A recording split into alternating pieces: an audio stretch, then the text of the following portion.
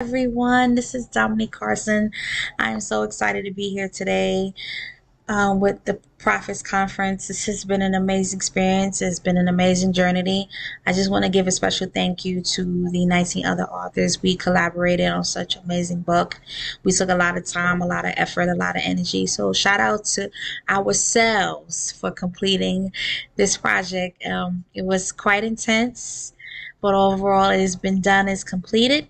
I also want to thank Book Extraordinaire Taria Vision Yvonne for giving this amazing opportunity, for recognizing the vision and just allowing us to present our skill set and trusting us with the knowledge and expertise that we have gained in our perspective, fields over the years. So thank you, Taria, for this opportunity.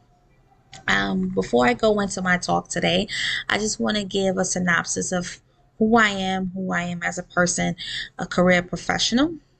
My greatest asset is helping men and women business professionals relieve stress and improve overall muscle recovery in 2 hours or less.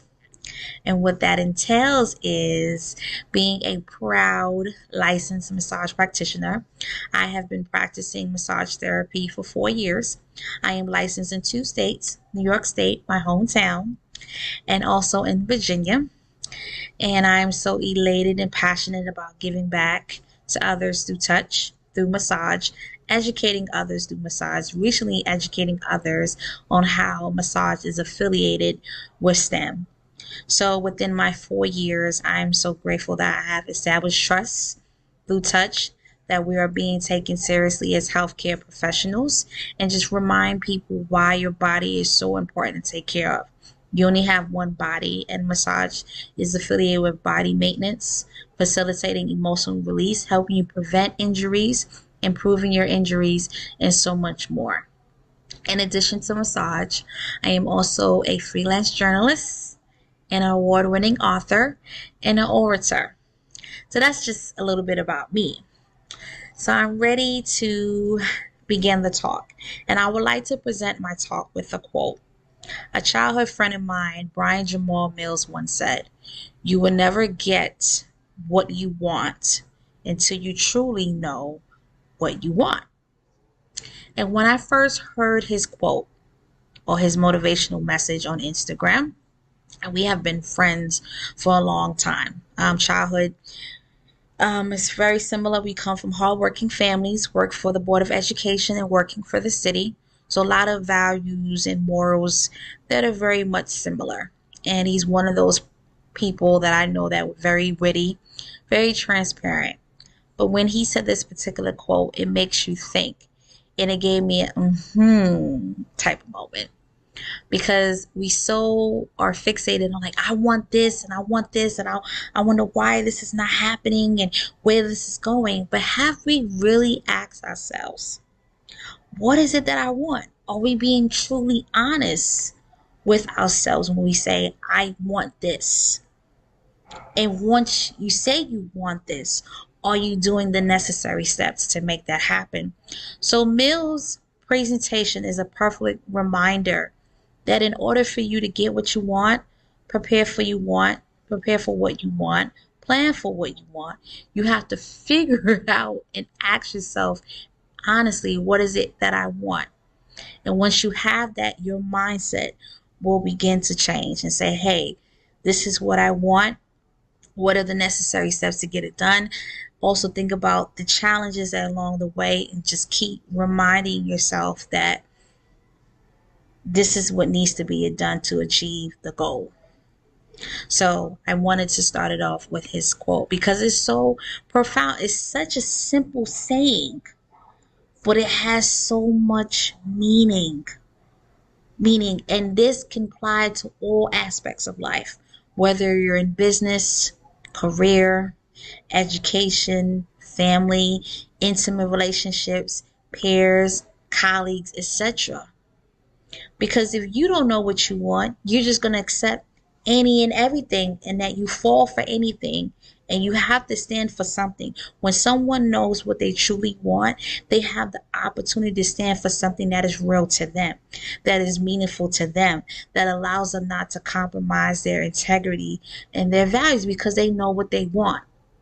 and they will do any means necessary to get the job done, especially if it's going to help them along one. So that quote will give you a better perspective on how to plan something. Because how could you plan and prepare for something that you have no idea what it is that is coming to you? What would you like to present to you? So that's the first step of proper preparation, is figuring it out honestly and concisely of what you want. And then once you figure out what you want, you have to change your mindset, because without the proper mindset, it would be very difficult for you to get the job done, because we are not immune to life's challenges and obstacles. You will not be the first or last to deal with life.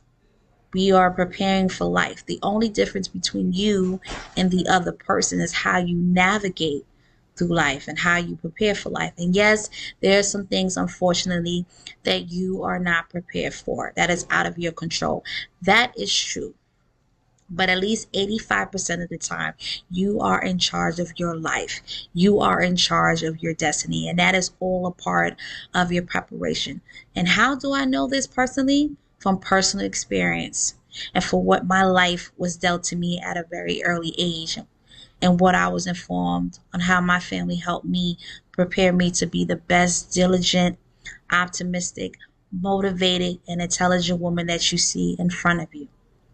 So let's go back to the very beginning of who I am. It has been brought to my attention throughout all my life that I was hearing impaired for the first 4 years of my life. And that is a difficult setback for any parent, because you're not sure of the fate of your child. So while that's being undecided, be prepared for what's to come. And that's exactly what my mom did, by instilling certain morals and values. Even though my special sense of hearing was not fully developed, I was still read, I was still protected, I was still provided for, I was still loved, adorned. So all of those supplements were being repeated at an early age. And through the grace of God, He had another plan for me to be where I'm at and not stay in that hearing deficiency.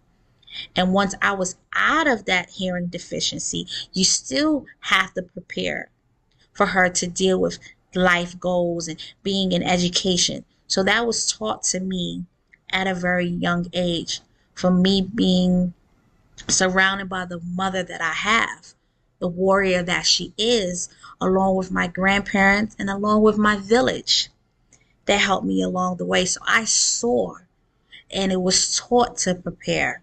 When you see there's a disarray, when you see there's a problem, be prepared to help with the resolution. And I carry that with me in all of my goals in my career and throughout life. Now, as a journalist perspective, I was able to do that. Once I made a decision that, hey, I really want to have a career as a media analyst after watching the television show Teen Summit. I knew that being a journalist and was going to be required a lot of work, especially what I had to overcome at an early age with, with the hearing delay, which required me to have extensive speech related services. But I made a decision early on, like, I really want to take this seriously. So how did I prepare?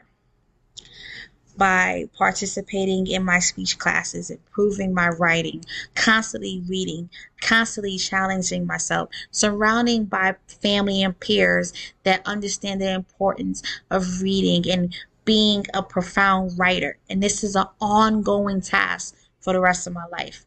Even over a decade in as a journalist, I'm still preparing. I'm still in proper preparation to be the best media analyst that I can be. So I'm 33 now.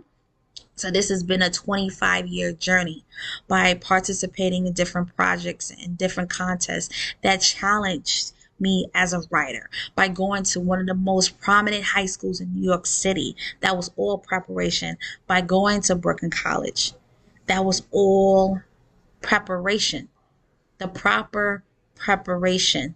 And how did I have that? With the mindset that I'm going to do this, that I'm going to take the time to be the best me that I can be in this profession, and not being too proud, because that is also part of your preparation, is not being too proud.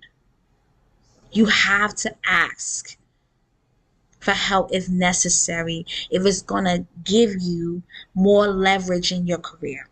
And what I've learned in my years as a journalist, that 90% is preparation and learning, and 10% is seizing the opportunity. And once you have the preparation, the opportunities will come. The jobs, the fellowships, the internships, because you have prepared for those. You took the time to study your craft. You took the time to study the history. You took the time to listen to your skills and expertise from professors. And understand, especially in this industry now, media is everly evolving and changing. So you have to stay on top. But one thing I will say, in any aspect of journalism, you will always need a profound writer. You will always need a profound writer to take you into any level of media as well. This is all preparation in my career. I can apply the proper preparation prevents poor performance as a massage practitioner. I didn't realize that I was preparing for this field ever since I was 17. My grandmother gave me the wisdom, God bless her soul, Lady Eloise, gave me the knowledge and gave me the expertise and the wisdom to say, look into this profession, look into this skill asset. This is something else you're going to be doing.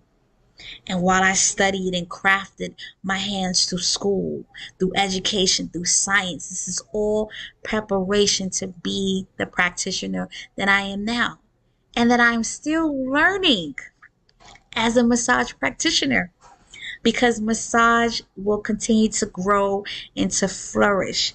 But the foundation was there for me to be licensed where I'm at in my life right now as a massage practitioner. So my journey alone reminds you that proper preparation prevents poor performance. Without a plan, you are bound to fail. You are bound to fail. Without that, without plan, without taking the time, taking the job to get the job done, it will not be done successfully. And my story reminds others that you can't half step. There's no shortcuts. There's no cookie cutters. When you go into that lane, you get cookie cutter results. So those 5 P's is not new. The former U.S. Secretary of State, James Baker, have utilized that quote in his politics, in government, and in law. But this is a slogan that can be used for life. For life. If you're not prepared, how do you expect you to navigate through life? How do you expect to complete the goals that you are able to attain? That's like a parent. If you don't prepare your child, how do you expect your child to be a productive human being in society? So, with that being said, the 5 P's are simple P's, but it leads weight. It has such heavy weight. When you take the time to plan and strategize and figure out your goals, it's less headache. It makes everything worthwhile. Definitely makes everything worthwhile. And you're able to complete your goal. And yes, goals don't happen and abundance of blessings don't happen overnight, but you're making the conscious decision to say, I'm going to do whatever it takes to prepare for me to be the best person, the best career professional, the best mate, the best partner, the best friend, etc. Whatever it is that you need to prepare yourself for. Those 5 P's will help you definitely along the way. So this is my conclusion of my talk today, is to remind others that remain steadfast and allow God to lead you in your steps as you continue to prepare and navigate through life the best way you see fit. And as a token of my appreciation for listening to my Power Talk today, I am presenting a video of 7 reasons why people are sad, which means stressed, angry, and depressed from a licensed massage practitioner perspective. I just want to say thank you for taking the time to listen to me today. And I hope and pray that this video would allow you to recenter your focus on your life and on your long-term goals. Thank you.